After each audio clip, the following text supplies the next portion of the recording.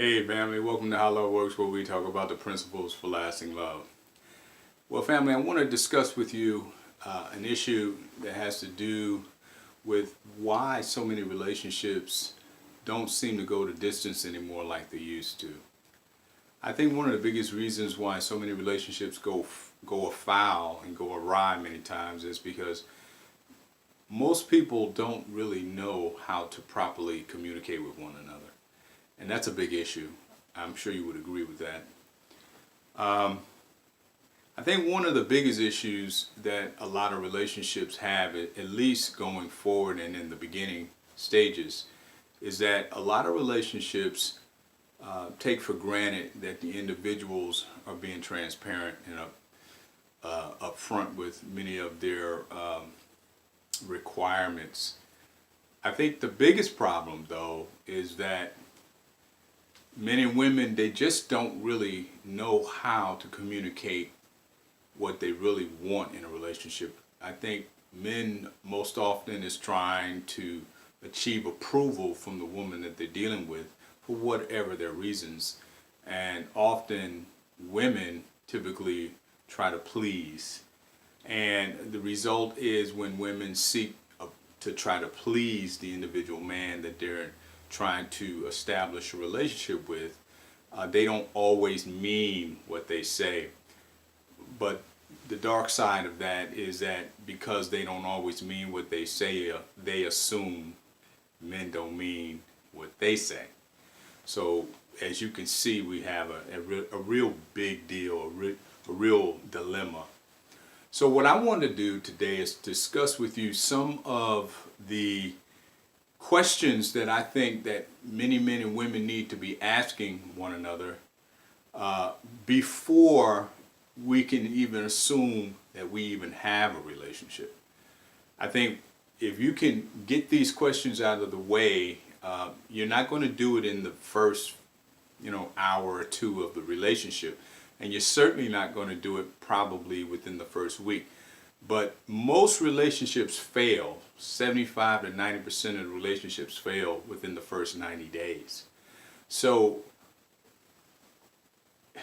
there is no magic bullet here. I think it's just a matter of making sure that you get these questions answered to your satisfaction so that you can avoid a lot of the pitfalls and tragedies that occur in most of the relationships.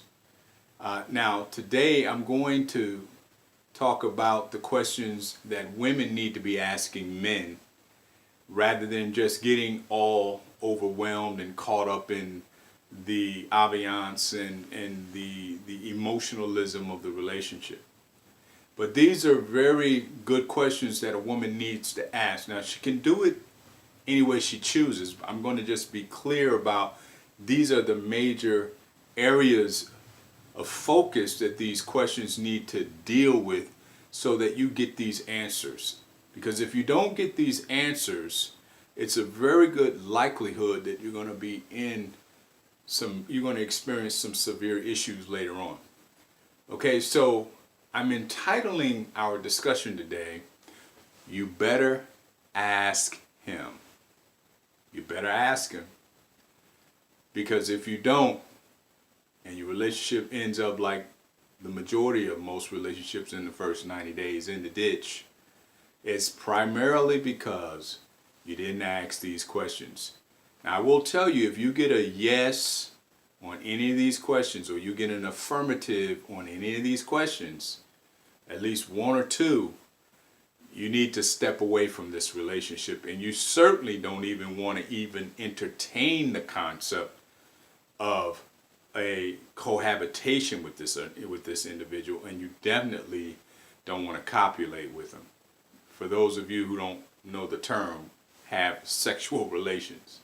Okay. Number one question, ladies, you want to ask this man. You need to find out whether or not this man is a woman hater. Number one, you need to find out if this man is a woman hater.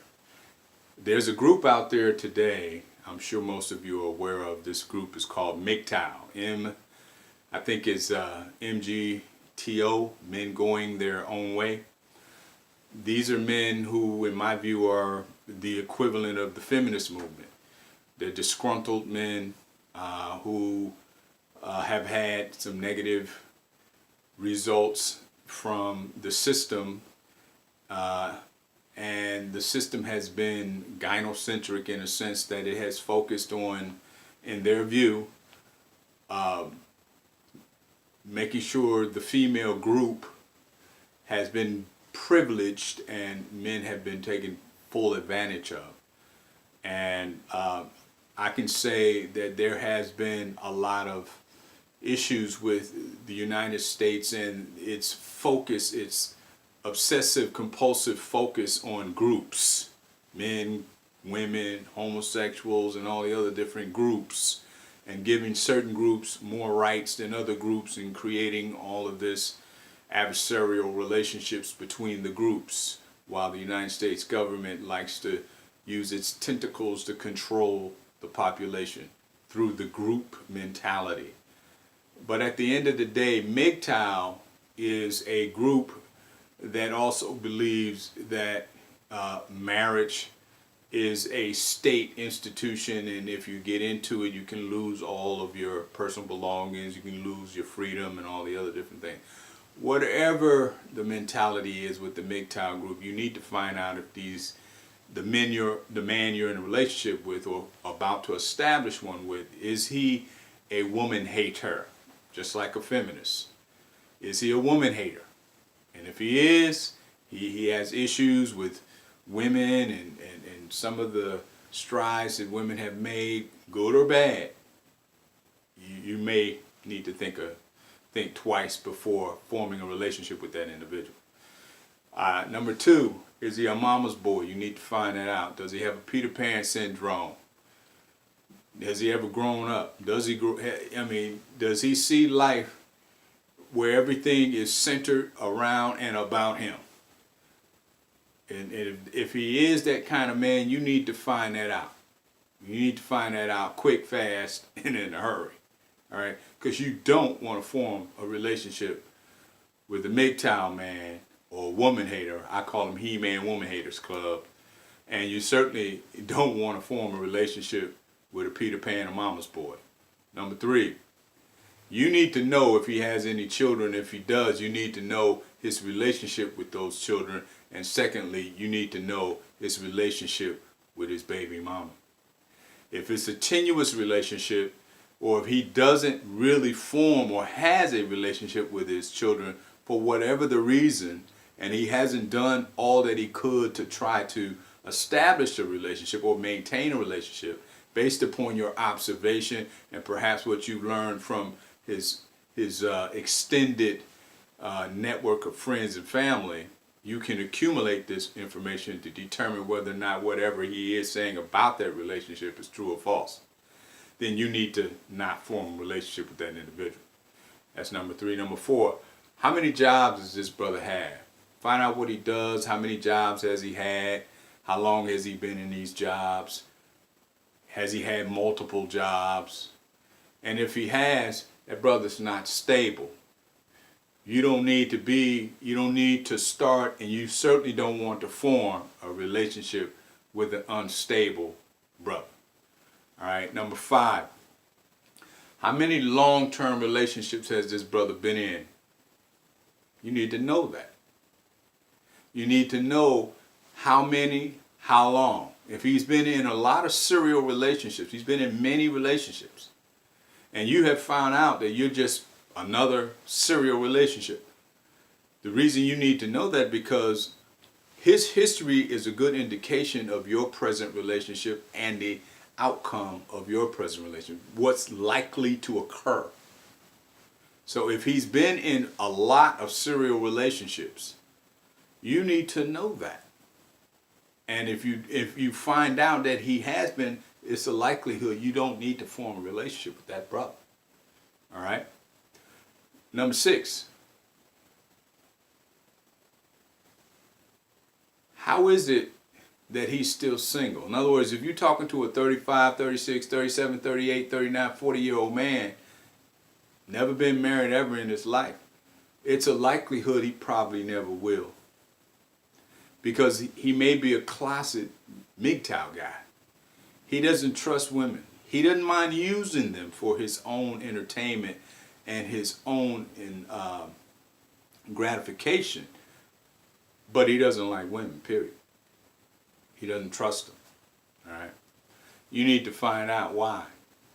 And you kind of take whatever he says and look at it over his entire life to the degree whatever information you can gather. And if it doesn't seem those two, his statement and his lifestyle and his life doesn't seem to add up, you don't really need to form a relationship with that brother. All right, number 7. Is he a feminized man or is he a masculinized man? If he's a feminized man, that means he's only a receiver. That means your time, your talent, and your treasure, he's going to expect it. He's not willing to do the same for you. He's not going to reciprocate. He's not going to give you his time, talent, and treasure. All your time, talent, and treasure belongs to him. He's a receiver. He's not a masculine man. He's not a giver. He doesn't derive pleasure from giving and providing. He doesn't. And if that's the case, you don't need to form a relationship with that brother. All right? Number 8. You need to know, has this brother has any anger issues? You need to find that out. You can normally find that out by putting him in different stressful situations around your family or some of your friends and see how he deals with those situations. You may need to find out, has he ever had any restraining orders on him? Does he have any child support orders? All that stuff. You need to know this stuff, because if he has any issues, legal issues like that, you don't need to be a part of it. That's an issue you need to be as far away from as possible. Those boundaries need to be set. That's the reason why you're trying to get this information, because these are red flags, and these red flags, they conflict with basic boundaries for any relationship. Number 9, let's say you got a guy who claims to be a church boy, a Christian, whatever. You need to find out what church he attends, who's his pastor. You need to see if he's going to ask you to come to his church. Or is he willing to come to your church? You need to ask him some basic questions about the Bible, basic questions about theology, basic, simple stuff, you know. And if he can't answer those questions, it's probably he's just a liar. And if he's lying about something as sacred as the Word of God and his relationship to the Word of God, you don't need to be in a relationship with a brother like that. Number 10, you need to know if he has any addictions, whether it be sexual, whether it be biological, whether it be psychological, whatever, OCD issues, you need to know. Now, you're not going to necessarily get him to volunteer that information. You may have to be a little bit more strategic in determining, does he have any addictions or obsessive compulsive tendencies? But you need to find out, because some brothers is into pornography, and most of you believe pornography is not going to have any major issues on your relationship. If you believe that, you can, but I'm going to tell you that's a lie. It will play a major role in your relationship, and it will not go well for you. All right. Number 11, are all his friends single? All of them. You need to know that. And if you know if all his friends are single, you need to, in a sense, you need to find out what they're about. What kind of people are they?